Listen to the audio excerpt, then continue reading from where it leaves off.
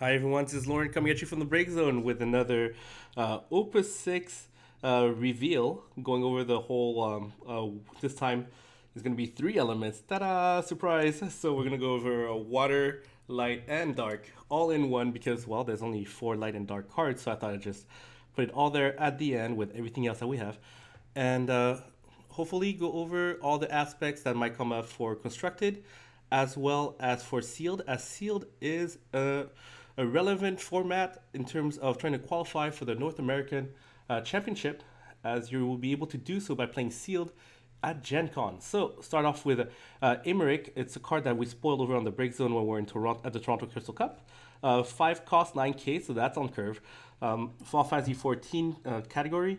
Lord Commander of the Temple Knights. That's a pretty long job title, but Emmerich doesn't receive damage that is less than his power, so that ability is similar to Minwoo, but only to himself. And when Emmerich attacks, all the forwards other than Emmerich control gain plus 2,000 power until the end of their turn. So if you stabilize with Emmerich and got around to put a few maybe utility forwards or other smaller forwards, Emmerich I think is going to be pretty interesting. I like the card personally. I mean, it's able to kind of protect itself from any Dialuma Cactuar tricks, maybe not all of them. You can't save yourself from the Cactuar trick where, you know, Cactuar breaks itself, deals a point of damage to your opponent to deal 10,000 damage to a forward. So Emmerich otherwise is pretty useful, being able to force out that effect to some extent from your maybe an opposing Earth Wind deck is going to be good. And in sealed, this card is amazing. I mean, come on. Not being able to give chip damage to Emmerich, so if anybody has, let's say, Lightning Remove and other combination of damaging effects that tries to put themselves together on top of being able to attack or block and then add another ability on top to be able to deal extra damage, to deal another instance of damage is not going to work. And being able to give plus 2,000 power to all forwards other than himself when he attacks, yeah, that can win you the game a lot of times. So this card is going to be huge. If you have it, I would heavily consider playing water as one of your main elements. All right. Next up, we've got Ultimecia. That's a witch. You can search it out with the 3 CP Cipher from the set. 3 CP 7K. The City of Final Fantasy category 8 witch. Duel 3 active forwards. Choose one forward. Duel it. And the special ability is Nice Arrow for discarding a copy of itself and the water element. Choose 2 forwards. Duel the first forward and activate the other. So this, I like the special. The first ability, I am so on it. Having to duel 3 active forwards, not characters but forwards, to just duel 1. I mean, unless you go really wide, then that ability might not be that useful. I mean, if you have that many, maybe if your forwards all have brave and you know, you attack with 1 and they're all smaller, and after that you duel 3 of them while one of them's already declared an attacker, and you're able to duel an opposing larger blocker, that'd be interesting. But that seems like a lot of setup. On the other hand, the special, if you're able to pull it off, being able to duel an opposing forward and activate one of yours, duel the largest one on their side, activate the smaller one on your side, and when they declare their attack phase, is going to be able to swing things out for you and open up the field so that you're able to do favorable combat, so that the largest forward will no longer be available to attack with, while your largest forward is able to block. And after that, on the following turn, you go ahead and attack while their largest forward is no longer able to block. This could be pretty good. In sealed, if you have multiple copies of her, then I would definitely consider playing this card. Also, the fact that it says 3 cost 7k, and the fact that you're able to duel 3 active forwards in sealed, and they can be forwards of any element, can be relevant in case there is a big forward that you have to deal with. Being able to, let's say, duel 3 active forwards during your opponent's turn when they're trying to stabilize, and after that go ahead and come crashing in with all of them afterwards is going to be a pretty good time. So in sealed, yes. In constructed, maybe, because you know, kind of like the Amon trick of you know, during your second main phase, I'll go ahead and duel that went forward with all my my other maybe not currently so useful forwards because they can't attack because your forward's too big, your blocker's too big. There's a small possibility that this card sees play, in my opinion, in Constructed, but in Sealed, I would definitely consider using it. If you have multiple copies, then most definitely that could just win you the game with that special. All right, next up we've got Thordan 7, or Thordan, I don't really know how to say that name. 5 CP backup, X-Burst, Archbishop from Final Fantasy XIV. When Thordan 7 enters the field, you may search for one card and add it to your hand. Any one card. Keep that in mind, okay? And when Thordan 7 is put from the field into the break zone, draw a card. So there's definitely some abilities that work really well with breaking backups. And we're talking about like Kuja in Ice in the set, and I'm sure there's many other ones you can think of. So that second ability could become pretty handy, but the first one is the big one, being able to search out any card off of, let's say, X-Burst. So if you're playing against a very aggressive deck, such as, I don't know, Mono Ice discard, Turbo discard, then if they damage you and a Thordan hits the damage zone, you're able to search out your Silver Bullets, your perfect counter strategy, and hopefully, well, obviously, only do that if you have a couple cards in hand still, because you don't want them to go ahead and crack a Flan or hit you with Genesis. So it's something that we've seen before and on the stream, and I just want to remind people, if you have 0 cards in hand and on your damage you're getting hit by, let's say, a Lock or Genesis, and once the damage resolves, they're going to force you to discard, I would highly advise you to not use that ability to put only one card in your hand and go up to from no cards in hand to one card and then have to discard it, because you're technically milling yourself for one.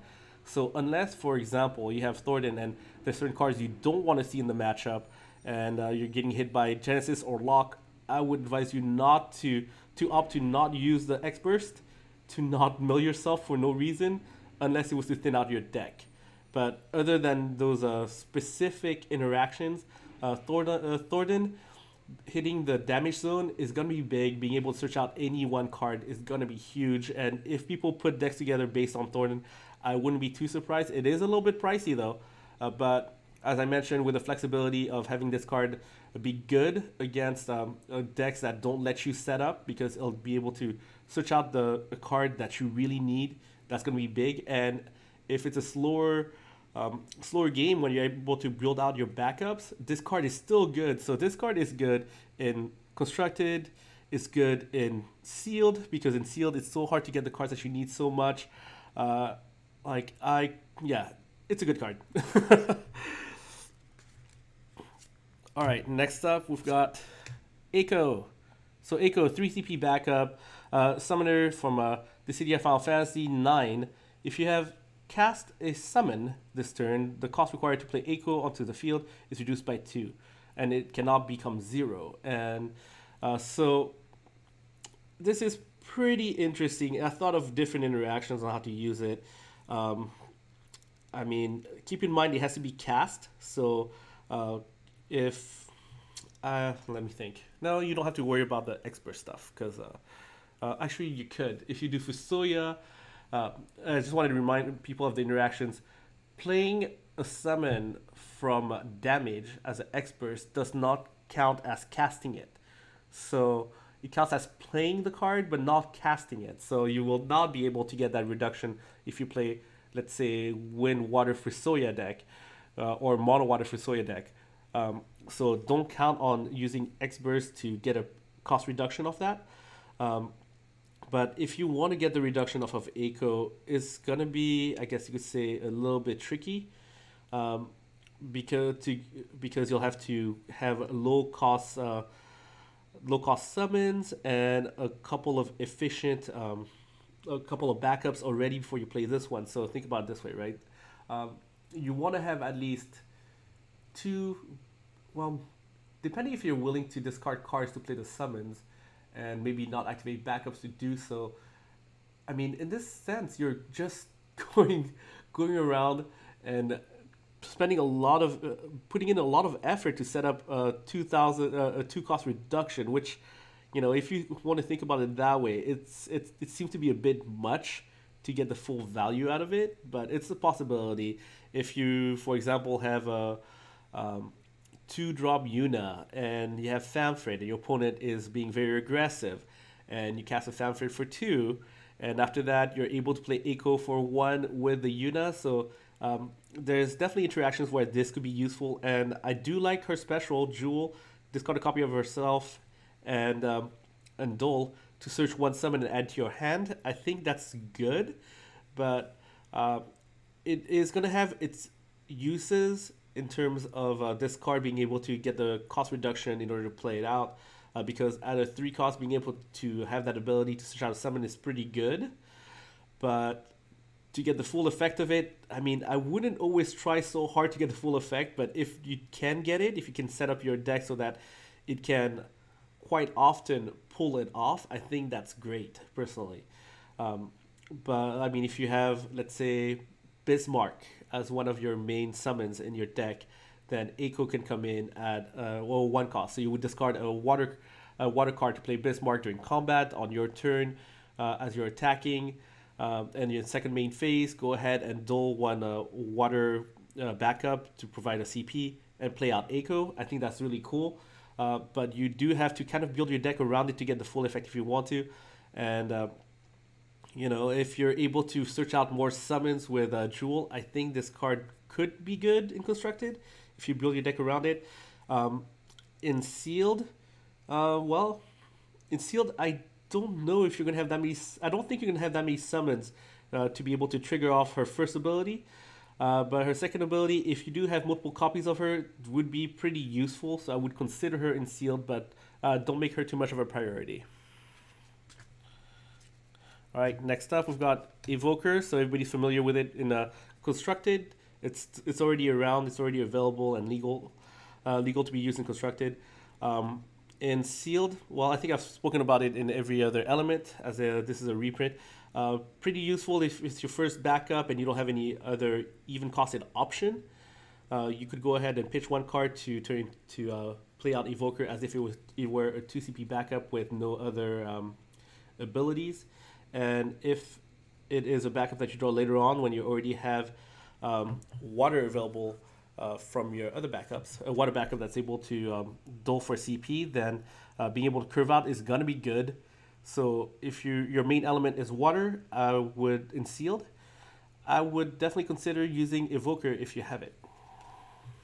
Okay, next up, a card that's already been spoiled before, Sahajin. I think that's Sahajin. I think that's how you say it. 3-cost multi-card monster, Sahajin from Theater Rhythm. One of those monsters that turns into a forward without having to pay any CP to do so, so that's pretty cool. Until the end of the turn, Sahajin becomes a forward with 6,000 power, and when Sahajin attacks, draw 1 card, then discard 1 card from your hand. You can only use this ability once per turn. So that's pretty interesting if you play a pretty aggressive play style. Maybe you have a couple of combat tricks, talk about like summons, and being able to turn your card from your hand into hopefully drawing into more summons. It kind of cycles through your deck. Keep in mind that if you're using this ability quite a bit and you're going to rely on Sahajin to kind of go through your deck, you have to worry about getting milled. So Paul comes to mind, as well as Riku in the Earth Wind deck. So this could be interesting if constructed aggressive water deck comes out. And if you're talking about Sealed, this card should be pretty darn amazing. Be able to cycle through your deck, get to the cards you need. Your more powerful cards is going to be very useful. But as I mentioned, keep in mind that getting milled is a thing, as Paul is in this set. So be very careful about that, as your deck is also only 40 cards deep. Next up, we've got Xuan.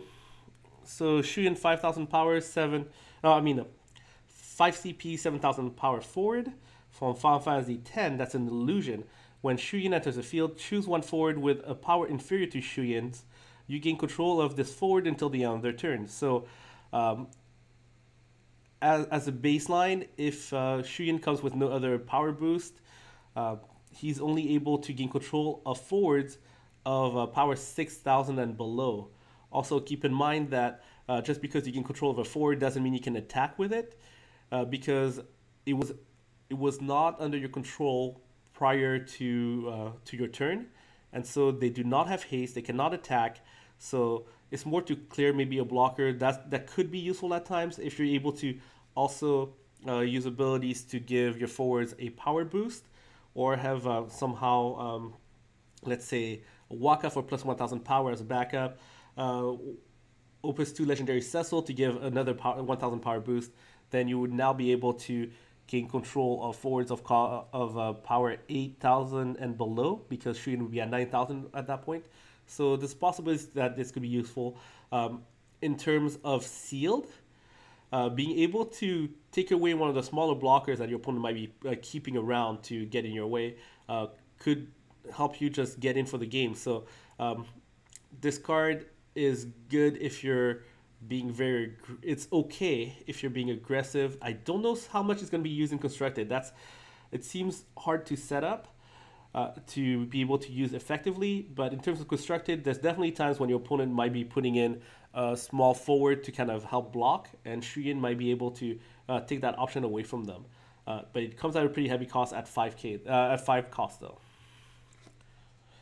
Next up, we have Summoner. Okay.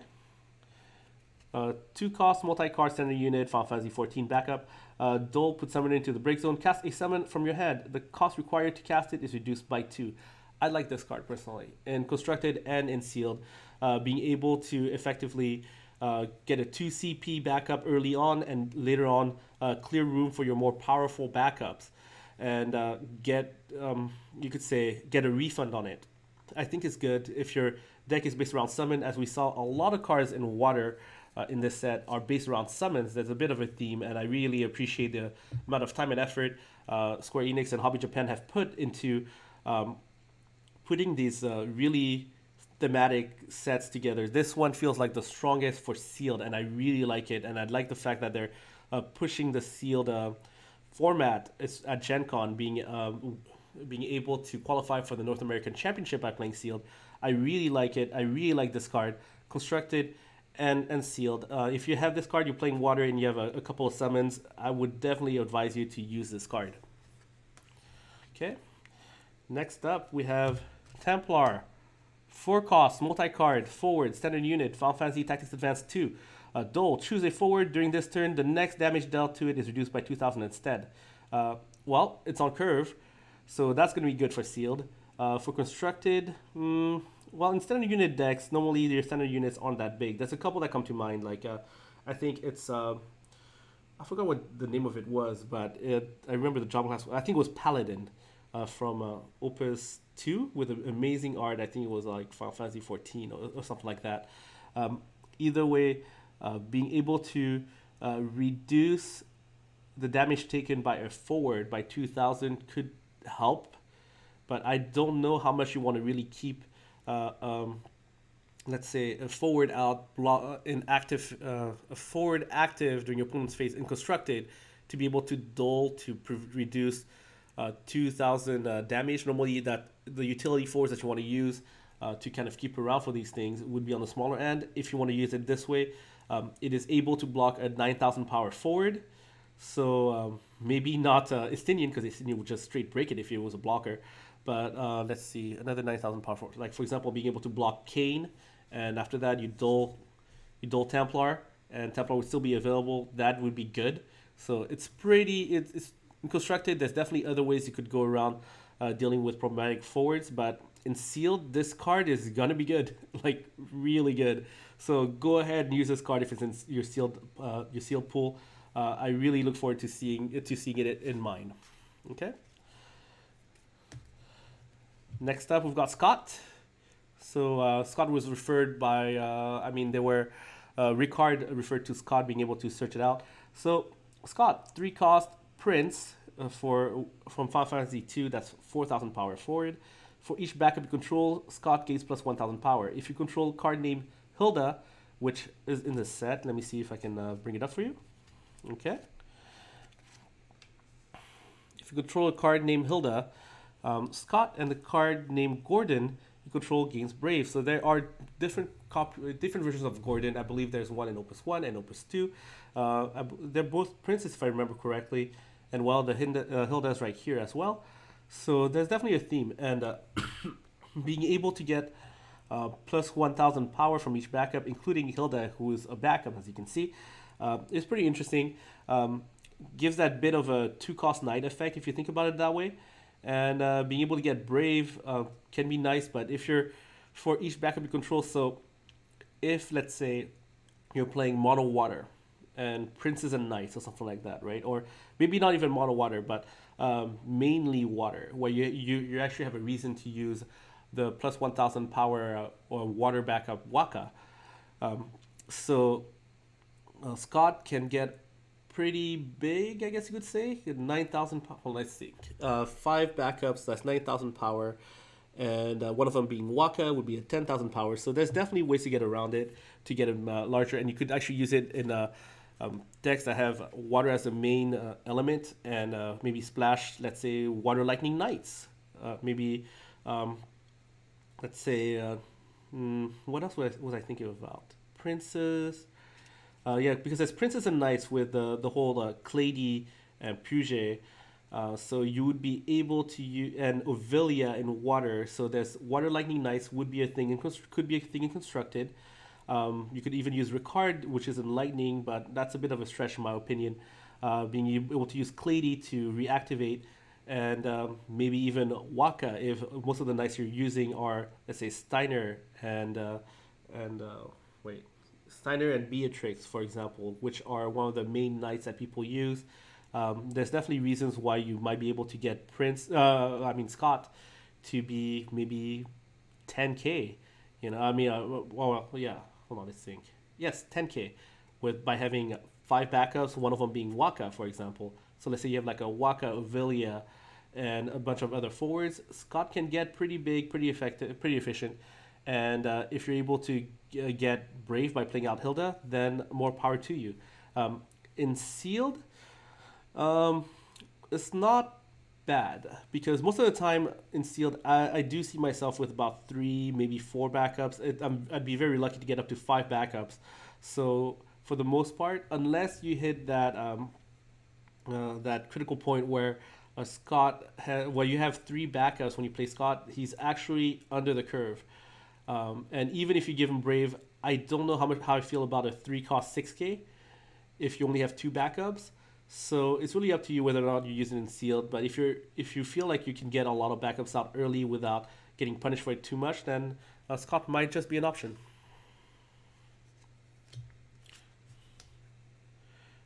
Drako Beltian, 2-cost multi-card, monster Drako Beltian, type 0. For 1 water and 1 of any element, put Drako Beltian into the break zone, choose 1 forward opponent controls, return it to its owner's hand. So that's a little bit like a Leviathan, but a more expensive one, but it is on call, as you can just do it. But I don't think in Constructed you really have too many people have too many issues with actually playing out just straight up Leviathan instead, as they're not trying to hypothetically use up all their CP efficiently 1 turn, kind of go with no backups of active by the end of their turn, play Drako Beltian that way, and then on a separate turn being able to use it as an extra copy of let's say of Leviathan.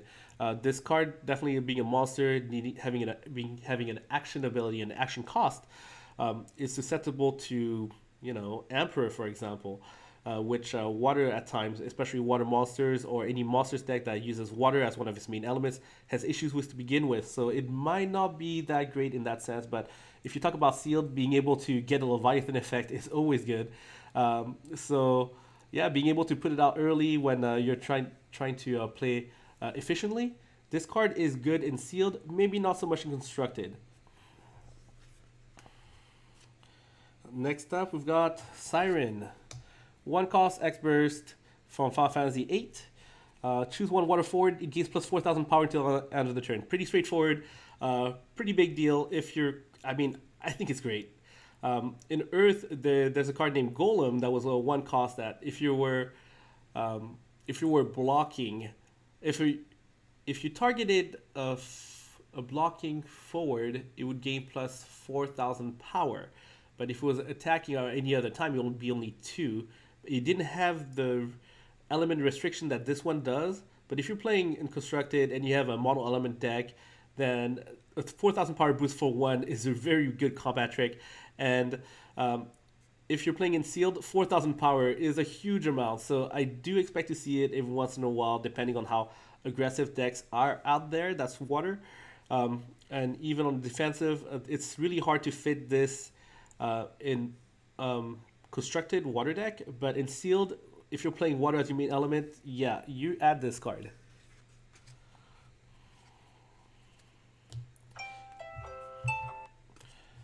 Next up, we've got Astrologian. 2-cost, multi-card, standard unit, Final Fantasy 14. Amazing art, by the way. Duel and reveal the top card of your deck. If it is a backup, add it to your hand. If it's not a backup, put it into your break zone. This is a bit reminiscent of Schrodinger's, the podcast, Schrodinger. Being able to kind of have a boon off of having backups on top of your deck. So I think it's kind of good. It's pretty niche if, for example, you were to forego using Schrodinger's cat, even though you I don't know if you really want to or not. If you use this card and Schrodinger's in the same deck where, let's say it's mono water monsters, where you're taking away all the monsters out of your deck by using Realm and other means throughout the deck, throughout the game, you're going to start stacking up, changing the ratios of the cards left in your deck into having more of the backups, which is normally 17 out of 50. But as you go through the game, and especially if you look at the top 5 cards, take a card out of a specific type and put the rest at the bottom of your library, of your deck, and maybe shuffle the deck around afterwards, then you're going to start having a lot of backups left normally. And if you play this as an early backup, and you might have, let's say, 1 Schrodinger in your deck as well, you're taking a chance when you reveal the top card, because if it's not a backup, you're decking yourself. If it is a backup, though, you get to draw it and put it in your hand, so you're not going to get anything like super powerful, crazy, like a game-breaking summon or forward, but you'll be able to get extra cards to maybe pitch or use. So I think it's pretty good in that sense. Another really good synergy that it has is, I believe it was called Yule in Opus 5, and I think it was like a 2 CP ice backup that for 0, once per turn you're able to look at the top card of your deck, and if Yule is broken, you put the top 10 cards of your deck into your break zone or something like that. But you use those two in conjunction with one another, you could get a draw engine out of it. And I think that's going to be interesting to see if people want to build it off of constructed. In terms of sealed, I don't think this card's too bad, because there's times when early game you want to be able to play out more backups. I mean, to kind of curve out. And if it's not a backup and you don't have another play to make to use up all your CP, then go ahead and use Astrologian. Just be careful that, you know, you're taking a gamble. I mean, it depends. If you're playing very aggressively, then you want to filter out through your deck, get more cards, or maybe get. I mean, it's kind of tough. It's at a crossroad where you have to decide where, if you activate it and you get a backup and you're an aggressive deck, that's good. Well, I don't know. In sealed, I'm still iffy. I think I'd have to do some testing to figure out whether or not it's that great for sealed. I'll leave that up to you guys. I don't want to give really bad advice for sealed, because you know, I don't you guys start losing games because I told you to do something that's just incorrect. So there's possibilities, I'll say that. There's lines of plays in my head right now where Astrologian might be good in sealed, but it is depending on playstyle and what's available to you and lines of play, whether or not it is useful in sealed. But I could definitely see scenarios where Astrologian and you, let's say, taking a gamble on whether or not you hit a backup or something else would be okay. But in constructed, I definitely think there's ways to make this card very useful for. So I expect to see at least one archetype use this deck. Use this card. Next up, we've got Chime, 4-cost backup minister from Final Fantasy Crystal Chronicles. So you could search it out with Epitaph. Actually, hold on. Was Epitaph? Hold on. Let me take a look. Epitaph, where are you? Okay, let's take a look. See you towards the end. Oh, interesting. Well, yeah, I'm trying to see if Epitaph was actually backups or forwards or characters. I mean, I know you could draw out. Oh, it's forwards. So yeah, Epitaph is forwards only. So you can't get Chime with it. Sorry about that, guys. Um, so with Chime, if you control card name Leo, the cost reduced to play Chime into the field is reduced by 2. So, okay, you know what? Let's bring out those cards again. Oh, goodness. All right. Sorry about that, guys. I know most people, like, it's going to be a fairly long video to begin with, and I'm not making it any faster by pulling up cards.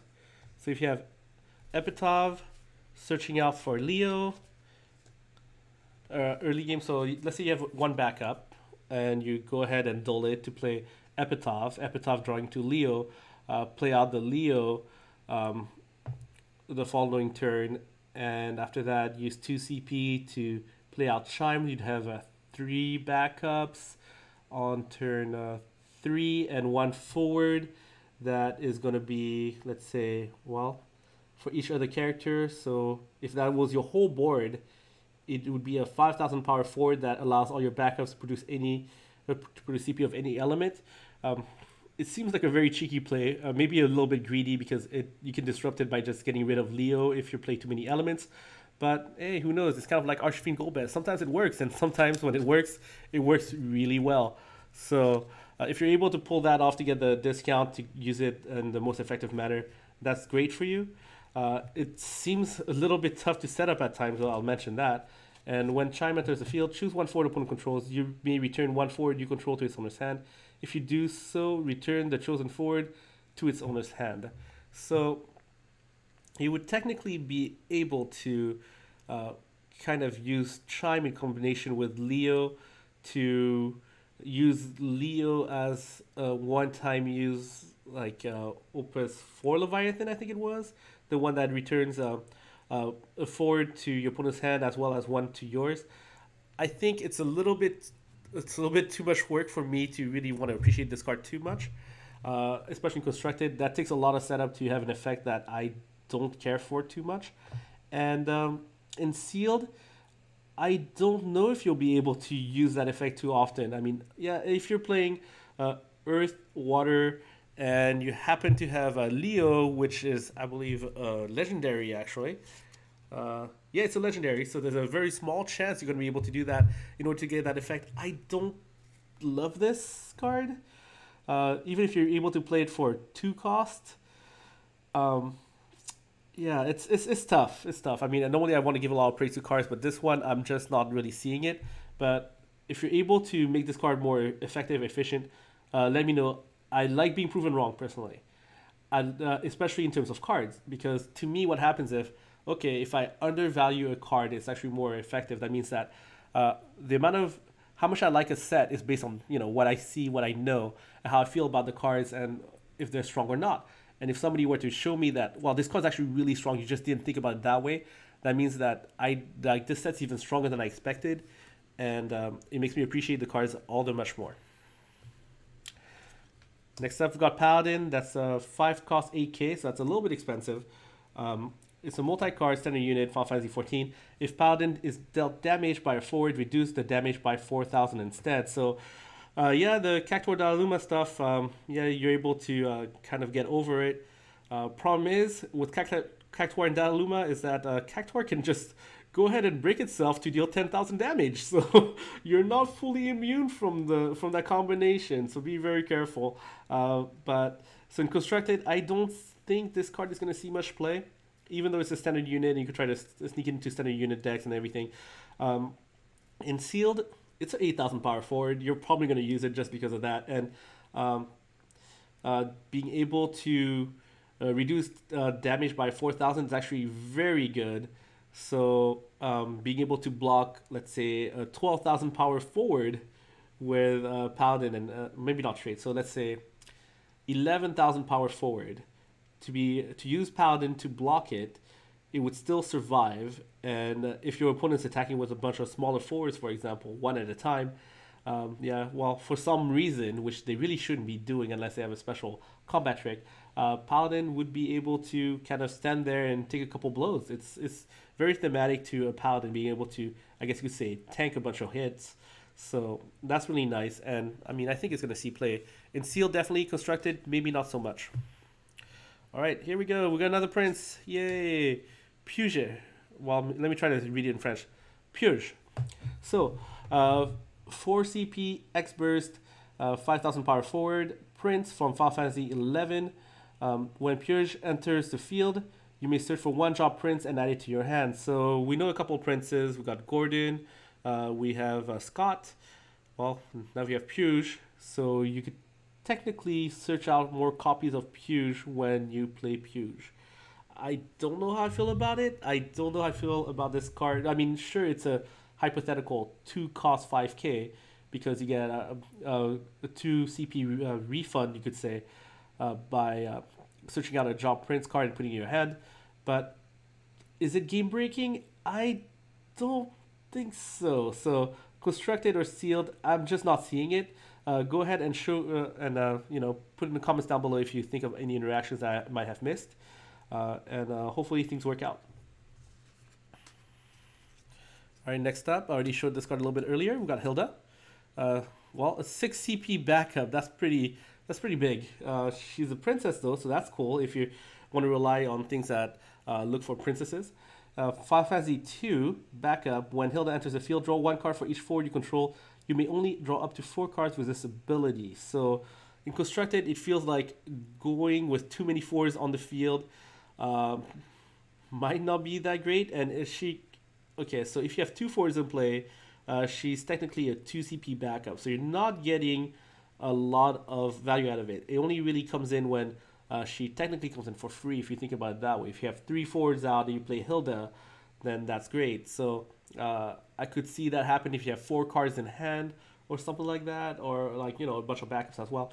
But 6 cost is a decent amount for a backup that can't break itself. So unless you're able to somehow aggro out heavy, and I mean, you want to reload and somehow have a bunch of cards stuck in your hand and a bunch of forwards out, and you play Hilda and you reload and you go and you finish up the game. That sounds interesting. I'm gonna have to see the breaking points where it actually works out. I'm not really seeing it right now. It seems like it's hard to set up. And in terms of sealed, there's definitely times when the board stall happens. You know, you have a 9k, they have a 9k, a bunch of smaller forwards, and one person might not want to open themselves up to attacks, and the board gets kind of crowded, and there's not that many board wipes and sealed. Hilda could come in handy where it reloads your whole hand. You've played out maybe 2 to 4 backups, and you'll be able to play Hilda out efficiently by having maybe 2 to 3 to 4 forwards out. All of a sudden, getting an extra backup to curve out even harder and reloading your hand is going to be good. Keep in mind of beware of any draw effects when you're playing in sealed. It's a 40 card deck, so keep that in mind when you're drawing a bunch of cards, especially as you might try to do so with Hilda, that you deck yourself. So if it's mid game, make sure that you're able to kind of go for the last that finish really quickly. Otherwise, you might deck yourself in the long game. Okay. Next up, we've got a card that people have been waiting for. Minwoo, a new one. So Minwoo has seen its ups and downs in terms of the backup, how much use you got out of it for a while. I mean, I think right now it's still pretty hot because Daluma and Cactuar is a thing. So this card is a 4 CP, 7,000 power forward, which is a bit undercurve if you want to think about it that way. It's a mage from Final Fantasy 2, and when Minwoo enters the field, reveal the top 5 cards of your deck, add 1 summon among them to your hand, and return the other cards to the bottom of your deck in any order. So I think it's good, personally, because it's going to be very flexible in terms of what it can do, depending on what other summons you have in your deck if you play a lot of summons. And when Minwoo attacks, you may cast 1 summon of cost 4 or less from your hand without paying the cost. So if you play a bunch of summons with combat tricks and you you have ways to keep Minwoo around, which might be a little bit difficult. I'm sure your opponent might want to get around to dealing with Minwoo pretty early on. The fact that you're getting a card back out of playing Minwoo, you're getting a 2 CP refund as long as the first ability goes off and goes off successfully. So that's good. A 2 cost 7k is good. And being able to get so much value out of attacking and playing free summons is going to be good too. But you have to worry about keeping Minwoo alive somehow because, well, it's still a forward. He has no protection. So yes, you can go ahead and dig with for those summons, or have your deck constructed so that it has many summons that protects Minwoo as well. But I think it's going to be a fun card. I do think people are going to try to make full use of it, and that second ability is quite relevant if successful. And in sealed, being able to dig into your deck and look for those game-breaking summons, because normally you only have a few. Even a 4 cost 7k is not that bad in sealed, and being able to hopefully draw into your game-winning summons just that little bit sooner could definitely help you out, and being able to play them without paying a cost when you attack with Minwoo could actually just swing everything around. So definitely in sealed. Constructed, I definitely see some uses for it, but I haven't pulled its full potential together in the deck yet. Okay. Next up, we've got Yuna, one of the cards that were spoiled. Great card in my opinion. 6 cost 8k, so that's a little bit pricey. Going Final Fantasy X, so there's multiple ways to search it out. Where the Final Fantasy X category can be searched out with Brother, which is in the Opus 1 starter decks for Final Fantasy X. And Go Wings, so we have the card Shinra being able to search out Go Wings, as well as I think Pain from I think it was Opus 2 is also able to search out for Yuna or Riku. So when Yuna enters the field, play 1 job Go Wings forward from your hand onto the field, or search 1 job Go Wings forward other than card name Yuna and add it to your hand. And for one of any element, remove 3 summons in the break zone from the game. Choose 1 job Go Wings forward, activate it. It gains plus 1000 power until the end of their turn. So this card has a lot going for it. If you use a combination of Yuna and Brother and Shinra, you would definitely be able to play out, let's say, Yuna into Riku or Yuna into Pain, where I believe Pain gives you protection from summons, all Go Wings protection from summons, and Riku gives you protection from all abilities. I might have those two swapped right now in my head. You know what? Why am I thinking so hard? Okay, let's put the girl band together. We've got, well, according to the picture, Riku's on the right side. Okay. And let me see where I can find Pain. I know I have her. Pain. There we go. Here, just like the picture. All right. You got Rika. You got Pain, Yuna, Riku, all combined. So if you use a Brother or Shinra to be able to pull things off, then you're gonna have forwards that can be targeted by summons or abilities. Being able to play out to pay 6 to play out an extra 4 cost forward is very reminiscent of the X-Death Mannequin decks. That was it. Alex Mystical Hancock's was Paladin put together and did really well with. And I think it's going to be fun, it's going to be cool, but keep in mind that there's still a very strong mono ice discard meta going on from carrying over from Opus 5. So having multiple cards in hand or playing larger, more expensive forwards might be difficult.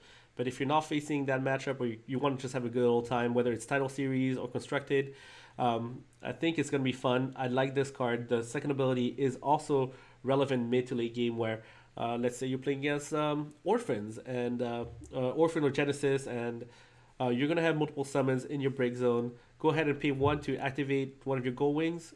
That could be good. You know, that, I mean, let's say your opponent attacks with Renoa, tries to dole everything on your side of the field.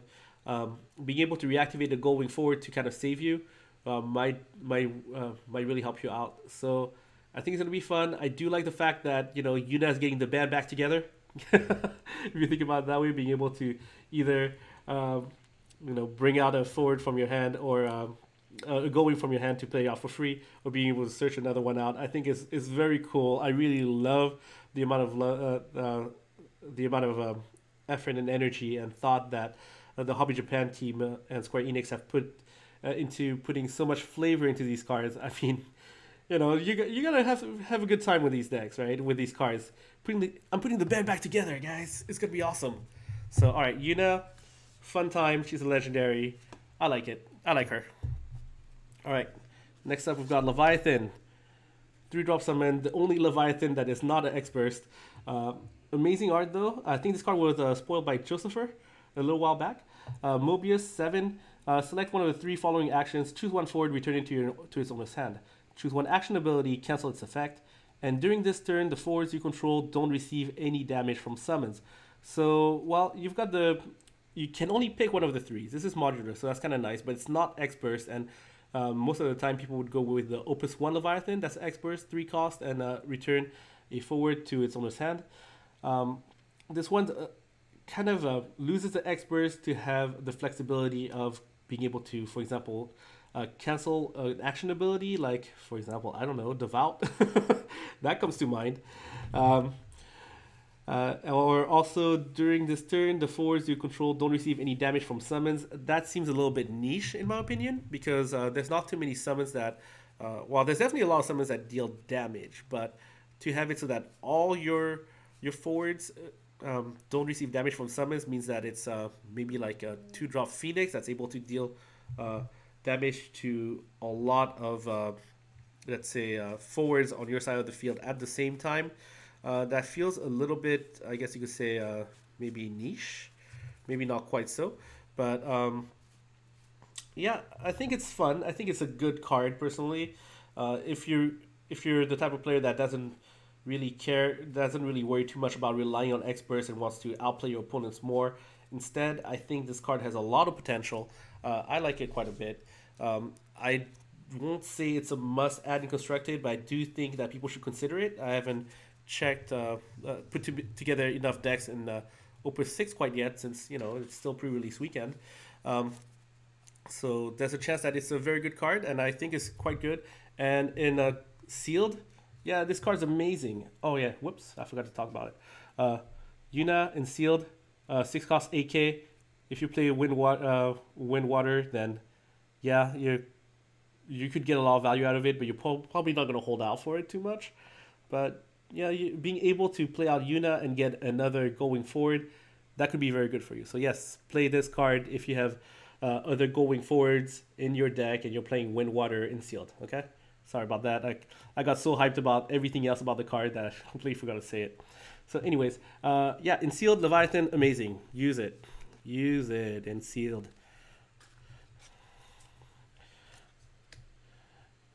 Layla, 4 cost 3k. She's a pirate. Yay! Pirate theme. Pictologia, amazing art. Final Fantasy 2. When Layla enters the field, choose one card named Viking of cost 3 or less in your break zone. Play onto the field. So that's the last card of water. And I haven't gone over any card that is named Viking of cost 3 or less in this set. So this card is definitely for Constructed. And in Constructed, I think it's okay. I mean, I'm not super excited for this card or anything like that. I mean, I'm sure people will be trying to break it, being able to bring out a card of cost 3 or less from the break zone onto the field. So you're technically getting, well, one card is a 2 CP reduction, and 3 CP or less, if you get the full value out of it, you're getting 5 CP out of this card. I think Chris Matinsky went over that math over in Facebook, and some people are like, well, you're paying 4 costs for a 3k forward, and that's not a lot of value, man. And I'm like, oh, okay, well, you lay down the math that you're technically getting 5 CPs worth out of one card. If you play this card kind of maybe not as Lena, but in a similar fashion, because normally Lena can only get you water forwards of cost 2 or less. This one is a little bit specific. It's Viking only of cost 3 or less. But if you get the full value out of it, you're paying 4. You're getting a 3,000 power forward and a 3 cost Viking out of it. And I don't remember the how big Vikings were, but I mean it's something, something to consider. And maybe if you go wide and you have like Agnaso as your power reduction effect to kind of get it to swing through things like that, or use it with Emmerich. As we all remember, Emmerich's pretty cool. Here, let me pull it up again. Like, yeah, that could be relevant. Getting to kind of swarm out, not just with chocobos or with mono ice, but maybe with mono water, being able to draw a bunch of cards, discard cards, and play them again. And after that, have Emmerich and just go ahead and give a 2,000 power boost to all your forwards, or maybe, the Warrior of Light from, let's say, let me see if I can pull it up. Warrior of Light, or Gapal, or Cagnaso. There's just so many ways to kind of get around giving a bunch of your forwards a power boost and seeing whether or not it works. It's a bit of an all-in strategy because you're walking straight into a Shantoto when you do that, so be very wary of it. But in the day and age where maybe in the future Shantoto is not used as much, which I don't foresee in the near future, there's definitely ways to use this card. It's not as bad as people have kind of imagined it to be. You're getting a lot of value, and what you make of that value is up to you.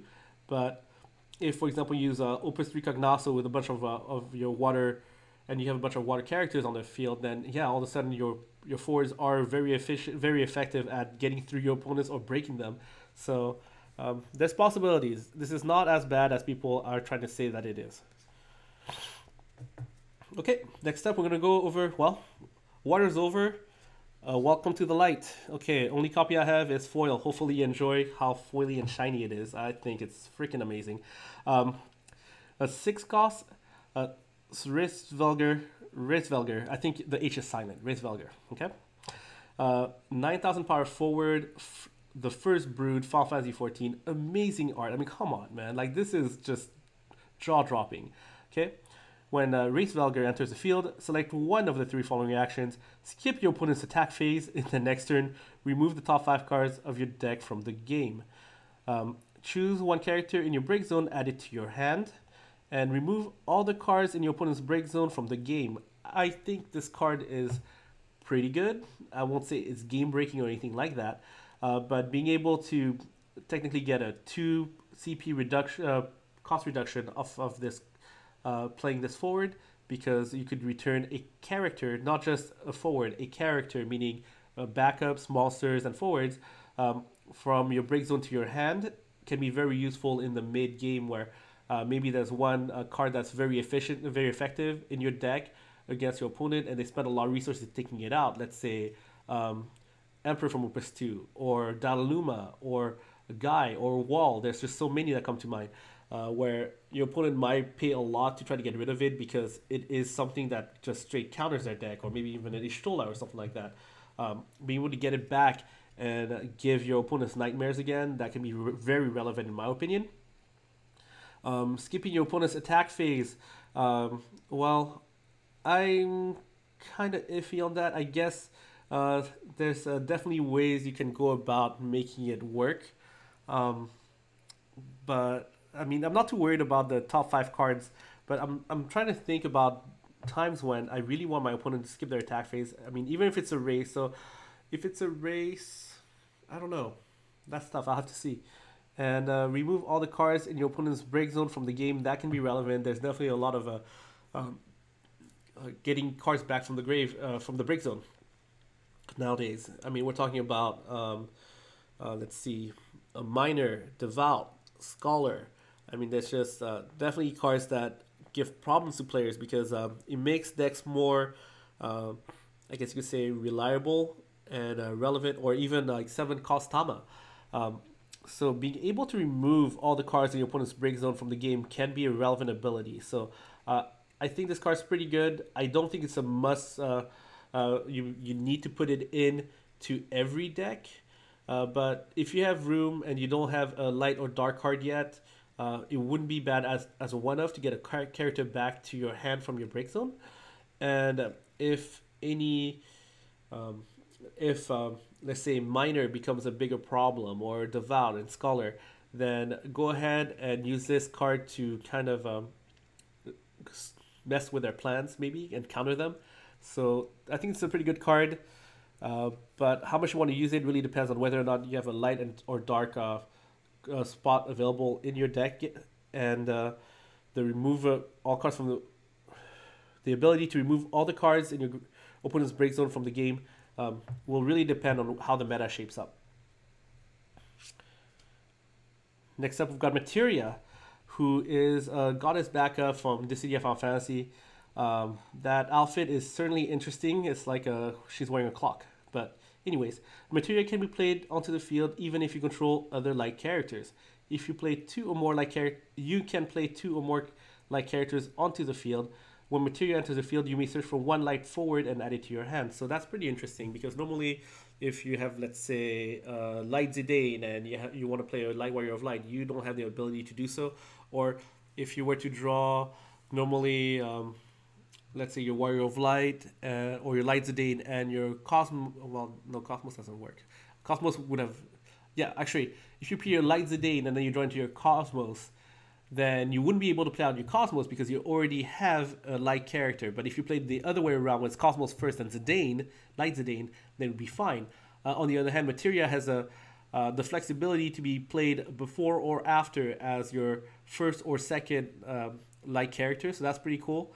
And giving the ability, just like Cosmos, to have multiple light characters at the same time is very thematic because, you know, she kind of gathers I think good characters that are fighting for the power of light, and being able to search out a light forward can be pretty useful. We'll see, for example, being able to search out like Race Velger.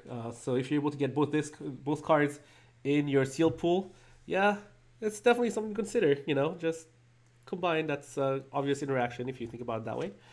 So I think this card's pretty good. Now you're going to see the counterpart, Spiritus.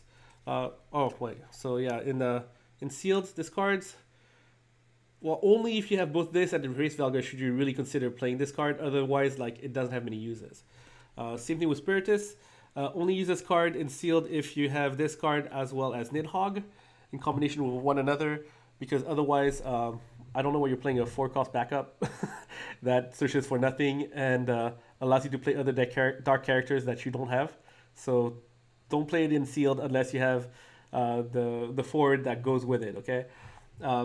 But the fact that right now we have the dark package that's so popular in Earthwind, we're talking about you know, using a star symbol to search out a Camelot that can then search out, for example, a Dark Emperor. That's been very popular at the end of Opus 5. This can also do it in a sense, whether you want to get your Camelot or your well, you can't get Chaos, but being able to get your Camelot or your Dark Emperor, I think that's pretty interesting, but it is going to take an extra backup slot, which is more precious than constructed. And on top of the fact that it hasn't been very difficult to search out Camelot right now with all the Star Stipple package in Earthwind. Now, if you're playing elements that are not that don't include Earth to search out Camelot or search out other Dark Forwards, that's something to maybe consider. But keep in mind that both Spiritus and Materia, if you dole them for CP, they only produce CP of their respective element. You've got Materia producing light CP, and we've got Spiritus producing dark CP. They are not like Cosmos and Chaos, where they produce CP of any element. So that's something to keep in mind. Okay, and next up, I actually don't have it with me, but I'm going to go over the abilities on Nidhogg because that card is amazing. Let's see, whoops. Let me pull that card up again on my screen. Let's see, where did I put it? I know I put it somewhere. There we go, Nidhogg. So 9 cost, 9k. That's pretty expensive. It is also the first brood as a job class from Final Fantasy 14. And when Nidhogg enters the field, and your opponent randomly removes one card in his or her hand from the game. When Nidhogg enters the field, choose one forward opponent controls, remove it from the game. So it's yeah, it's removal, which you can search out with well, you know, as you can search out with Spiritus for removal. So that's pretty cool. And On top of the fact, so let's say if you think about removal, and this is removal of any forward, active, dull, any power, any cost. So this is like a 7 CP Odin, I guess you could say. You pay 2 more and of any element, no X burst, and you're able to remove it from the game. So yeah, the goal-based shenanigans not happening with this. It's good. I think it's good. It's very pricey. It only works in a meta where things are a little bit slower and more control-ish. If it's stuck in your hand early game, it might not be the best. But then again, you could always swing play into just taking out their most problematic forward and have a 9K on the board and either stabilize or get aggressive that way. And also the fact that, so it's 9 cost. And then if you factor in the removal, let's say you undervalue it at 4 costs, which I think it's worth more than 4 because it's removed from the game and it's unconditional. Yeah, that's a 5 cost 9K, and then after that you randomly remove a card from your opponent's hand, so it goes into a 3 cost 9K. Yeah, that's a card. I like it. I think it's good, depending on the meta, whether or not Mono Ice discard is going to stay as relevant as it currently has, or Turbo discard, whichever version of Mono Ice that you want to consider. I think it's pretty nice. I like the card personally. In sealed, it is a house. It's a bomb. It's so good. Yeah, it is hard to get up to 9 CP though. I mean, we're talking about, okay, even if you have a full hand, you need 1 extra CP to be able to play it out. Like, sure, if you want to count that you have 7 cards in hand because you had 5 cards in hand at the beginning of your turn, go to your draw phase, draw 2. Let's say you're going second or something like that, or it's later down in the game, then sure, that's great. And if you have a couple of backups, you know, whatever. It is really hard to play in sealed if you do, but sometimes, you know, you're sitting there for 1 turn, 2 turn, and you see kind of like the writing on the wall, and you're like, well, I need my out so bad. I need Nidhogg. And when you draw it out, if you made sure to save enough cards to be able to play it, then you can have your opponent walk right into it, you know, just take out their biggest forward and just put a giant 9,000 power forward, discard a card from their hand. I think it's really good. Maybe not so much as long as Ice Discard is one of the main decks that you expect to see constructed, but in sealed, I love the card. So thank you very much for tuning in. If you have any questions or comments, feel free to add them down below. And shout out to our sponsors, MagicTechGames.com, where they're still running their trade-in program. So if you want to trade in some of your spare cards from the other Opuses to go ahead and pre-order some Opus VI boxes for next week, feel free to do so. And I'm Lauren from the Break Zone, and I'll catch you next time.